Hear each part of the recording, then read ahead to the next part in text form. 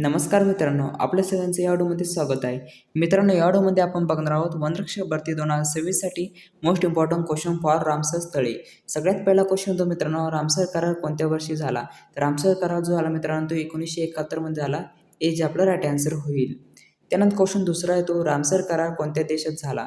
तर रामसर करार जो झाला मित्रांनो इराण या देशामध्ये झाला. जे आपला राईट आन्सर होईल. त्यानंतर क्वेश्चन तिसरा येतो रामसर करार कोणत्या शहरात झाला? तर रामसर करार जो झाला मित्रांनो ते झाला रामसर या शहरामध्ये झाला मित्रांनो. जे आपला राईट आन्सर होईल. त्यानंतर क्वेश्चन चौथा येतो रामसर स्थळे कशाशी संबंधित आहे? तर रामसर स्थळे जे संबंधित आहे मित्रांनो ते आहे आर्द्रभूमीशी संबंधित आहे. जे आपला राईट आन्सर होईल. त्यानंतर क्वेश्चन पाचवा येतो भारतात रामसर करार कधी लागू झाला? तर भारतात रामसर करार जो लागू झाला मित्रांनो तो झाला 1 फेब्रुवारी 1982 मध्ये लागू झाला. जे आपला राईट आन्सर होईल. त्यानंतर क्वेश्चन सहावा येतो महाराष्ट्रातील पहिले रामसर स्थळ कोणते? तर महाराष्ट्रातील पहिले रामसर स्थळ जे आहे मित्रांनो ते आहे नांदूर मंदवेश्वर आहे. जे आपला राईट आन्सर होईल. त्यानंतर क्वेश्चन सातवा येतो नांदूर मंदवेश्वर रामसर स्थळ कोणत्या जिल्ह्यात आहे? तर नांदूर मंदवेश्वर रामसर स्थळ जे आहे मित्रांनो ते आहे नाशिक जिल्ह्यामध्ये आहे. जे आपला राईट आन्सर होईल. त्यानंतर क्वेश्चन आठवा येतो लोणार सरोवर कोणत्या जिल्ह्यात आहे? तर लोणार सरोवर जे आहे मित्रांनो ते आहे बुलढाणा जिल्ह्यामध्ये आहे. जे आपला राईट आन्सर होईल. त्यानंतर क्वेश्चन नववा येतो महाराष्ट्रातील दुसरे रामसर स्थळ कोणते? तर महाराष्ट्रातील दुसरे रामसर स्थळ जे आहे मित्रांनो ते आहे लोणार सरोवर आहे मित्रांनो. जे आपला राईट आन्सर होईल. त्यानंतर क्वेश्चन 10वा येतो लोणार सरोवर कशामुळे तयार झाले आहे? तर लोणार सरोवर जे आहे मित्रांनो ते तयार झाले आहे उल्कापातामुळे तयार झालेले मित्रांनो. जे आपला राईट आन्सर होईल. त्यानंतर क्वेश्चन 11वा येतो नांदूर मंदवेश्वर कशासाठी प्रसिद्ध आहे? तर नांदूर मंदवेश्वर जे आहे मित्रांनो ते स्थलांतरित पक्षासाठी प्रसिद्ध आहे. जे आपला राईट आन्सर होईल. त्यानंतर क्वेश्चन 12वा येतो रामसर स्थळांचा मुख्य उद्देश काय आहे? तर रामसर स्थळांचा मुख्य उद्देश जो आहे मित्रांनो ते आहे आर्द्रभूमीचे संरक्षण करणे. जे आपला राईट आन्सर होईल. त्यानंतर क्वेश्चन 13वा येतो रामसर स्थळामध्ये कोणत्या प्रकारच्या परिसंस्थेचे संरक्षण केले जाते?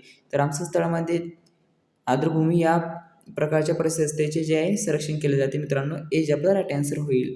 त्यानंतर क्वेश्चन 14वा येतो आर्द्रभूमीमध्ये कोणते क्षेत्र समाविष्ट आहे? असते तर आर्द्रभूमीमध्ये क्षेत्र जे समाविष्ट असते मित्रांनो ते असते तलाव सरोवर आणि दलदले असते मित्रांनो. जे आपला राईट आन्सर होईल. त्यानंतर क्वेश्चन 15वा येतो रामसर कराराचे मुख्यालय कुठे आहे? तर रामसर कराराचे मुख्यालय जे आहे मित्रांनो ते ग्लॅंड स्वित्झर्लंडमध्ये आहे. जे आपला राईट आन्सर होईल. त्यानंतर क्वेश्चन 16वा येतो भारतातील पहिले रामसर स्थळ कोणते? तर भारतातील पहिले रामसर स्थळ जे मित्रांनो ते आहे चिल्का सरोवर आहे मित्रांनो. जे आपला राईट आन्सर होईल. त्यानंतर क्वेश्चन 17वा येतो चिल्का सरोवर कोणत्या राज्यात आहे? तर चिल्का सरोवर जे आहे मित्रांनो ते आहे ओडिशा या राज्यामध्ये आहे. जे आपला राईट आन्सर होईल. त्यानंतर क्वेश्चन 18वा येतो उल्लर सरोवर कोणत्या केंद्रशासित प्रदेशात आहे? तर उल्लर सरोवर जे आहे मित्रांनो ते आहे जम्मू आणि काश्मीर या केंद्रशासित प्रदेशामध्ये मित्रांनो. जे आपला राईट आन्सर होईल. त्यानंतर क्वेश्चन 19वा येतो केवलादेव राष्ट्रीय उद्यान कोणत्या राज्यात आहे? तर केवलादेव राष्ट्रीय उद्यान जे आहे मित्रांनो ते आहे राजस्थानमध्ये आहे. जे आपला राईट आन्सर होईल. त्यानंतर 20वा क्वेश्चन येतो हरके रामसर स्थळ कोणत्या राज्यात आहे? तर हरके रामसर स्थळ जे आहे ते पंजाब या राज्यामध्ये आहे. जे आपला राईट आन्सर होईल. त्यानंतर क्वेश्चन 21वा येतो लोकटक सरोवर कोणत्या राज्यात आहे? तर लोकटक सरोवर जे आहे मित्रांनो ते आहे मणिपूर या राज्यामध्ये आहे. मणिपूर या राज्यामध्ये मित्रांनो. जे आपला राईट आन्सर होईल. त्यानंतर क्वेश्चन 22वा येतो सांबा सरोवर कोणत्या राज्यात आहे? तर सांबा सरोवर जे आहे मित्रांनो ते राजस्थान या राज्यामध्ये आहे. जे आपला राईट आन्सर होईल. त्यानंतर क्वेश्चन 23वा येतो भोज आर्द्रभूमी कोणत्या राज्यात आहे? तर भोज आर्द्रभूमी जे आहे मित्रांनो ते आहे मध्य प्रदेशमध्ये आहे. हे आपला राईट आन्सर होईल. त्यानंतर क्वेश्चन 24वा येतो दीपोर बिल कोणत्या राज्यात आहे? तर दीपोर बिल जे आहे ते आसाम या राज्यामध्ये आहे. हे आपला राईट आन्सर होईल. त्यानंतर क्वेश्चन 25वा येतो ईस्ट कोलकाता वेटलँड कोणत्या राज्यात आहे? तर ईस्ट कोलकाता वेटलँड जे आहे मित्रांनो ते पश्चिम बंगालमध्ये आहे. जे आपला राईट आन्सर होईल. त्यानंतर क्वेश्चन 26वा येतो रामसर स्थळामध्ये कोणत्या पक्ष्यांचे मोठ्या प्रमाणात आगमन होते? तर रामसर स्थळामध्ये पक्ष्यांचे जे आगमन होते मित्रांनो मोठ्या प्रमाणात ते होते स्थलांतरित पक्ष्यांचे. जे आपलं राईट आन्सर होईल. त्यानंतर क्वेश्चन 27वा येतो रामसर स्थळे कोणत्या प्रकारचे जैवविविधतेसाठी महत्त्वाची आहेत? तर रामसर स्थळे जे आहे मित्रांनो ते जलचर व पक्ष्यांसाठी जे आहे जैवविविधतेसाठी महत्त्वाचे आहे मित्रांनो. जे आपलं राईट आन्सर होईल. त्यानंतर क्वेश्चन 28वा येतो नांदूर मंदवेश्वरला कोणत्या नावाने ओळखले जाते? नांदूर मंदवेश्वरला जे नावाने ओळखले जाते मित्रांनो ते जाते महाराष्ट्राचे भरतपूर या नावाने ओळखले जाते मित्रांनो. जे आपलं राईट आन्सर होईल. त्यानंतर 29वा क्वेश्चन येतो लोणार सरोवरातील पाणी कसे आहे. तर लोणार सरोवरातील पाणी जे आहे मित्रांनो ते खारट व क्षारीय आहे. हे जे आपला राईट आन्सर होईल. त्यानंतर क्वेश्चन 30वा येतो रामसर स्थळांचा संबंध कशाशी आहे. तर रामसर स्थळांचा संबंध जो आहे मित्रांनो त्या आहे जैवविविधता संवर्धनाशी संबंधित मित्रांनो हे जे आपला राईट आन्सर होईल. त्यानंतर क्वेश्चन 31वा येतो रामसर स्थळावर कोणत्या प्रकारच्या वनस्पती मोठ्या प्रमाणात आढळतात.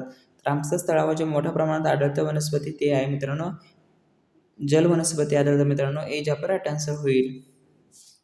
त्यानंतर 32वा क्वेश्चन येतो रामसर कराराचा मुख्य उद्देश कोणता. तर रामसर कराराचा मुख्य उद्देश जो आहे मित्रांनो त्या आर्द्रभूमीचे शाश्वत वापर करणे ते जे आपला राईट आन्सर होईल. त्यानंतर क्वेश्चन 33वा येतो आर्द्रभूमी कोणासाठी महत्त्वाची आहे. आर्द्रभूमी जी आहे मित्रांनो ते आहे पक्षी मासे व जैवतेसाठी महत्त्वाचे मित्रांनो हे जे आपला राईट आन्सर होईल. त्यानंतर क्वेश्चन 34वा येतो रामसर करार हा कोणत्या विषयाशी संबंधित आंतरराष्ट्रीय करार आहे. रामसर करार जो आहे मित्रांनो ते आर्द्रभूमीशी संबंधित आंतरराष्ट्रीय करार आहे मित्रांनो हे जे आपला राईट आन्सर होईल. त्यानंतर 35वा क्वेश्चन येतो नांदूर मधेश्वर कोणत्या नदी परिसरात आहे. तर नांदूर मधेश्वर जे आहे मित्रांनो ते गोदावरी नदी परिसरात आहे हे जे आपलं राईट आन्सर होईल. त्यानंतर 36वा क्वेश्चन येतो लोणार सरोवराचे पाणी कोणत्या गुणधर्मामुळे प्रसिद्ध आहे. लोणार सरोवराचे पाणी जे आहे मित्रांनो ते क्षारीय गुणधर्मामुळे प्रसिद्ध आहे मित्रांनो हे जे आपलं राईट आन्सर होईल. त्यानंतर क्वेश्चन 37वा येतो रामसर स्थळांची निवड कोणत्या निकषावर होते. तर रामसर स्थळांची निवड जी होती मित्रांनो ते आंतरराष्ट्रीय महत्त्वाच्या आर्द्रभूमीवर होती मित्रांनो हे जे आपलं राईट आन्सर होईल. महाराष्ट्रात रामसर स्थळांची संख्या किती आहे. तर महाराष्ट्रात रामसर स्थळांची संख्या जी आहे मित्रांनो ती 3 आहे मित्रांनो बी जे आपलं राईट आन्सर होईल. त्यानंतर 39वा क्वेश्चन येतो नांदूर मधेश्वरमध्ये कोणत्या पक्ष्यांचे आगमन होते. नांदूर मधेश्वरमध्ये जे पक्ष्यांचे आगमन होते मित्रांनो तेव्हा ते स्थलांतरित पक्ष्यांचे आगमन होते मित्रांनो हे जे आपलं राईट आन्सर होईल. त्यानंतर क्वेश्चन 40वा येतो रामसर स्थळे कोणत्या पर्यावरणीय घटकांशी संबंधित आहे. रामसर स्थळे जे आहे मित्रांनो ते जलस्रोत या पर्यावरणीय घटकांशी संबंधित आहे मित्रांनो हे जे आपलं राईट आन्सर होईल. अभयारण्य. तर सगळ्यात पहिला म्हणजे 10वा क्वेश्चन येतो मित्रांनो राहिलेले क्वेश्चन घेऊया आपण या व्हिडिओमध्ये. तर ताडोबा अंधारी व्याघ्र प्रकल्प कोणत्या जिल्ह्यात आहे. तर ताडोबा अंधारी व्याघ्र प्रकल्प जे आहे मित्रांनो ते आहे चंद्रपूर जिल्ह्यामध्ये आहे हे जे आपलं राईट आन्सर होईल. त्यानंतर क्वेश्चन 11वा येतो नांदूर मधेश्वर पक्षी अभयारण्य कोणत्या जिल्ह्यात आहे. तर नांदूर मधेश्वर पक्षी अभयारण्य जे मित्रांनो ते नाशिक जिल्ह्यामध्ये आहे हे जे आपलं राईट आन्सर होईल. त्यानंतर क्वेश्चन 12वा येतो कळसुबाई हरिश्चंद्रगड अभयारण्य कोणत्या जिल्ह्यात आहे. तर कळसुबाई हरिश्चंद्रगड अभयारण्य जे आहे मित्रांनो ते आहे अहमदनगर जिल्ह्यामध्ये हे जे आपलं राईट आन्सर होईल. त्यानंतर क्वेश्चन 13वा येतो यावल अभयारण्य कोणत्या जिल्ह्यात आहे. तर यावल अभयारण्य जे आहे ते जळगाव जिल्ह्यामध्ये मित्रांनो हे जे आपलं राईट आन्सर होईल. त्यानंतर क्वेश्चन 14वा येतो फणसाड अभयारण्य कोणत्या जिल्ह्यात आहे. तर फणसाड अभयारण्य जे मित्रांनो ते आहे रायगड जिल्ह्यामध्ये आहे हे जे आपलं राईट आन्सर होईल. त्यानंतर क्वेश्चन 15वा येतो बोर अभयारण्य कोणत्या जिल्ह्यात आहे. तर बोर अभयारण्य जे आहे मित्रांनो ते आहे वर्धा जिल्ह्यामध्ये आहे हे जे आपलं राईट आन्सर होईल. त्यानंतर क्वेश्चन 16वा येतो चापराळा अभयारण्य कोणत्या जिल्ह्यात आहे. तर चापराळा अभयारण्य जे मित्रांनो ते आहे गडचिरोली जिल्ह्यामध्ये आहे हे जे आपलं राईट आन्सर होईल. त्यानंतर क्वेश्चन 17वा येतो आंबाबरवा अभयारण्य कोणत्या जिल्ह्यात आहे. तर आंबाबरवा अभयारण्य जे मित्रांनो ते आहे बुलढाणा जिल्ह्यामध्ये आहे हे जे आपलं राईट आन्सर होईल. त्यानंतर क्वेश्चन 18वा येतो कतेपूर्णा अभयारण्य कोणत्या जिल्ह्यात आहे. कतेपूर्णा अभयारण्य जे मित्रांनो ते आहे अकोला जिल्ह्यामध्ये आहे हे जे आपलं राईट आन्सर होईल.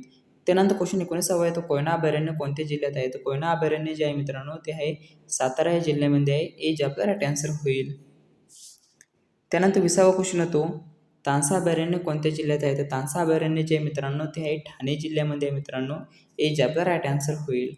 त्यानंतर क्वेश्चन 21वा येतो गौताळा औतरम घाट अभयारण्य कोणत्या जिल्ह्यात आहे. तर गौताळा औतरम घाट अभयारण्य जे मित्रांनो ते आहे छत्रपती संभाजीनगर व जळगाव या जिल्ह्यामध्ये मित्रांनो हे जे आपलं राईट आन्सर होईल. त्यानंतर 22वा क्वेश्चन येतो सागरेश्वर अभयारण्य कोणत्या जिल्ह्यात आहे. तर सागरेश्वर अभयारण्य जे मित्रांनो ते आहे सांगली जिल्ह्यामध्ये आहे हे जे आपलं राईट आन्सर होईल. त्यानंतर क्वेश्चन 23वा येतो जायकवाडी पक्षी अभयारण्य कोणत्या जिल्ह्यात आहे. तर जायकवाडी पक्षी अभयारण्य जे मित्रांनो ते छत्रपती संभाजीनगरमध्ये आहे हे जे आपलं राईट आन्सर होईल. त्यानंतर क्वेश्चन 24वा येतो पेनगंगा अभयारण्य कोणत्या जिल्ह्यात आहे. तर पेनगंगा अभयारण्य जे मित्रांनो ते यवतमाळ जिल्ह्यामध्ये आहे हे जे आपलं राईट आन्सर होईल. त्यानंतर क्वेश्चन 25वा येतो अनेर धरण अभयारण्य कोणत्या जिल्ह्यात आहे. तर अनेर धरण अभयारण्य जे मित्रांनो ते आहे धुळे जिल्ह्यामध्ये आहे हे जे आपलं राईट आन्सर होईल. त्यानंतर क्वेश्चन 26वा येतो महाराष्ट्रातील पहिले पक्षी अभयारण्य कोणते. तर महाराष्ट्रातील पहिले पक्षी अभयारण्य जे मित्रांनो ते कर्नाळ पक्षी अभयारण्य आहे हे जे आपलं राईट आन्सर होईल. त्यानंतर क्वेश्चन 27वा येतो कर्नाळा अभयारण्य कोणत्यासाठी प्रसिद्ध आहे. तर कर्नाळा अभयारण्य जे मित्रांनो ते पक्ष्यासाठी प्रसिद्ध आहे हे जे आपलं राईट आन्सर होईल. त्यानंतर क्वेश्चन 28 आहे, तर रेवकुरी अभयारण्य कोणत्या प्राण्यासाठी प्रसिद्ध आहे? तर रेवकुरी अभयारण्य जे मित्रांनो ते काळोटी या प्राण्यासाठी प्रसिद्ध आहे. ए जे आपला राईट आन्सर होईल. त्यानंतर क्वेश्चन 29 येतो, माळढोक अभयारण्य कोणत्या पक्षासाठी प्रसिद्ध आहे? तर माळढोक अभयारण्य जे आहे ते माळढोक या पक्षासाठी प्रसिद्ध आहे. ए जे आपला राईट आन्सर होईल. त्यानंतर क्वेश्चन 30 येतो, भीमाशंकर अभयारण्य कोणत्या प्राण्यासाठी प्रसिद्ध आहे? तर भीमाशंकर अभयारण्य जे मित्रांनो ते आहे शेकरू या प्राण्यासाठी प्रसिद्ध आहे. ए जे आपला राईट आन्सर होईल.